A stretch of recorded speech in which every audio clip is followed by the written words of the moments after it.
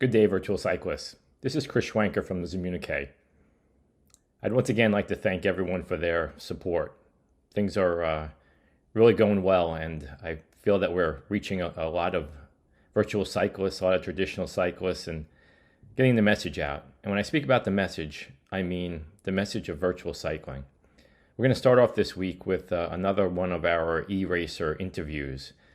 And you probably wonder why I do these. And the main reason is that I'm very passionate about virtual cycling and esports, and I've raced my bike in real life. I have a frame of reference. I've raced my bike up and down the East Coast, and I was never, at an elite level, but I was a competitor. I did well. I, won a couple big races. I raced 20 or 30 races a year at the height of my competition, so I know what it's like. And virtual cycling, esports, e-racing, to me is every bit real racing. In fact, in most cases, it's more cohesive, more team-oriented, more tactical than anything I experienced on the road. When you add in the other aspects that are beneficial as far as virtual cycling goes, it's really not a contest for me. In addition to that, in many ways, esports and virtual cycling has an identity crisis. You never get to see the athletes' faces. You get to see an avatar, and because of that, it's very impersonal.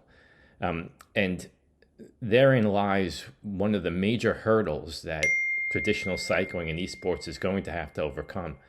Because in order for it to be grasped as more of a recognized discipline as far as competitive cycling goes, or becomes popular in a way that it will become sustainable, is for it to become more personal. I take, for example, the National Football League.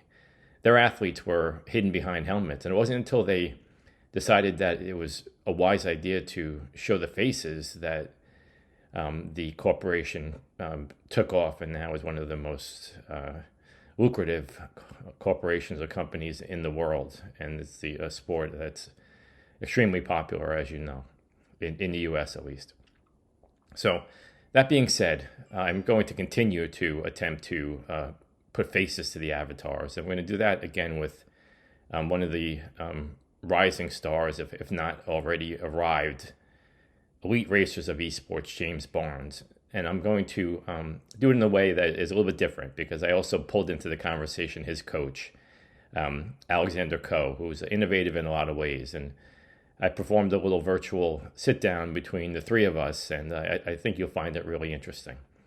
The other article we have for this week is one that's written by Dr. Adam Upshaw, the professor of exercise metabolism, and he is a frequent contributor to the Zom, and he's going to be speaking about a very recent study on a concept known as sleep low, train low.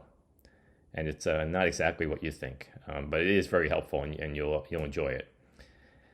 Another article I really enjoyed writing was one on a gentleman by the name of Matthew Ralph, who was a custom shoe creator. He basically paints cycling shoes, and I told about his story. He did a pair for me a while back, and I was so impressed by him and the work that he does, and you'll be too. Some of the stuff is a work of art, and he really has a niche with the virtual cycling community, and I think you're going to like that. Then I followed it up with one more article for the week that I wrote based on some questions that I get frequently asked as to whether it's better to use heat or cold when you're sore or you're injured, and I tried to explain that in a way that it would be useful for our fellow virtual cyclists. So once again, I want to thank you for everything.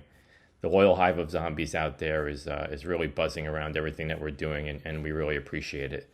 And as always, please show your support of the Dirt Dad Fund at dirtdadfund.com. Thank you.